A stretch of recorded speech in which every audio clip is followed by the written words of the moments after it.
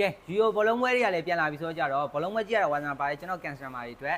အိမ်ကနေပဲပေါ့နော်ကွင်းထဲကိုတွားပြီးကြည့်ရတဲ့ feeling မျိုးခံစားရစီမယ် 4K resolution ထွက်တဲ့ TV နဲ့ကျွန်တော်မိတ်ဆက်ပေးမယ်ရုပ်ထွက်ကြည့်ပြီးတော့ကြည့်လို့ရတာတော့ဟုတ်ပါပြီပေါ့နော်ကျွန်တော်ဘေး channel ကနေကြည့်မလဲဆိုတော့ကျွန်တော် free ကြည့်လို့ရမယ်အပြင်ပေါ့နော်ရုပ်ထွက်ကြည့်နဲ့ကြည့်လို့ရမယ်ဒီ M-Free TV အပြီး software လေးကိုကျွန်တော်မိတ်ဆက်ပေးမယ်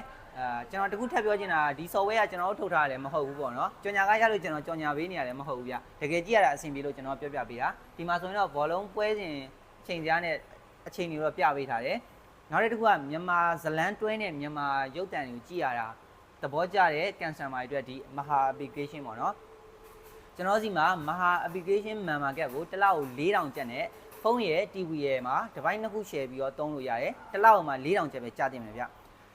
ဒါကကြတော့ smart TV မှာသုံးလို့ရပါတော့တကယ်လို့ကျွန်တော်တို့အိမ်ကရိုးရိုး TV အဟောင်းနေမှာတော့သုံးလို့မရဘူးလားဆိုတော့မစိုးရိမ်ပါနဲ့ကျွန်တော်တို့စီမှာဒီရိုးရိုး TV ကို smart TV ဖြင့်ပြောင်းလဲပေးနိုင်တဲ့ဒီလို TV ပေါက် Android ပေါက်လေးရှိရဗျဈေးနှုန်းကကြတော့9000ကျော်ကနေပြီးတော့3သိန်းခွဲထိအစားအစာရှိပါတယ်ပေါ့နော်အခုကျွန်တော်ပြောပြပေးသွားခဲ့တာကြတော့စနစ်ကထုတ်တဲ့